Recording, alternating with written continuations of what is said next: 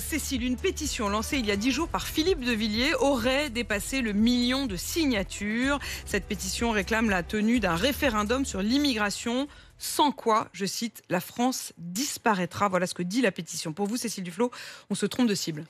Il y a toujours eu de la xénophobie, c'est-à-dire la haine de l'étranger, la haine de l'autre d'ailleurs, à une époque la haine des autres Français. Il y a des choses horribles qui ont été écrites sur les Bretons, ensuite les Italiens, les Polonais. À chaque fois qu'il y a des moments d'immigration, il y a des vagues de haine. On est dans cette vague de haine qui est quand même relativement circonscrite, il faut le dire, hein, et qui en plus fait totalement abstraction de la réalité de la question migratoire. Donc c'est très dur de parler de chiffres.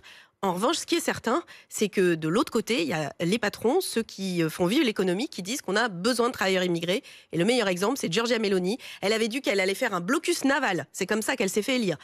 Pour empêcher les arrivées de migrants, elle a autorisé 1 million d'entrées légales, tout simplement parce que c'est normal et nécessaire. Alors, il y a cette pétition en ligne qui revendique 1 million de signatures, donc c'est quand même un certain succès. Il y a aussi eu cette grande manifestation, au moins 110 000 personnes à Londres ce week-end pour réclamer là aussi une baisse, voire la fin de l'immigration.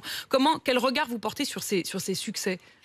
D'abord, je les trouve tristes parce que je trouve que quand on attise les passions et la haine et le racisme, c'est toujours très très triste. En même temps, je pense qu'il faut faire attention. Il y a vraiment la volonté d'en faire un effet de masse, alors que la réalité, c'est que en France, il y a eu un candidat ouvertement raciste. D'ailleurs, il a été condamné pour ça. Éric Zemmour.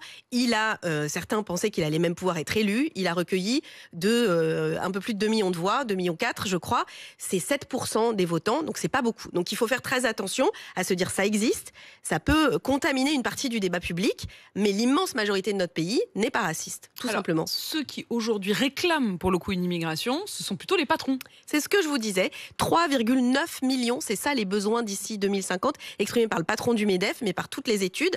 Et ça, c'est pas quelque chose de théorique, c'est pour s'occuper des personnes âgées. C'est massivement dans les métiers d'aide à la personne, dans les métiers de la sécurité, dans les métiers de la restauration, dans les métiers de l'agriculture, où on a besoin de gens qui viennent travailler. C'est, j'allais dire, normal. Donc il faut que ces gens qui viennent travailler le fassent dans de bonnes conditions, qu'ils soient régularisés, qu'ils répondent aux lois françaises. Enfin, il faut organiser les choses de manière beaucoup plus posée et efficace. C'est comme ça aussi que on fera pièce à des discours qui sont des discours de haine. Cécile Duflot, vous vouliez revenir sur la pétition à proprement parler, lancée par Philippe de Villiers. Cette pétition, quel regard vous portez dessus ? Je pense que ça n'est pas une pétition, je pense que c'est une arnaque, une authentique arnaque. C'est-à-dire, c'est une opération marketing qui a un nom anglais, comme tous les trucs marketing. Ça s'appelle du lead gen.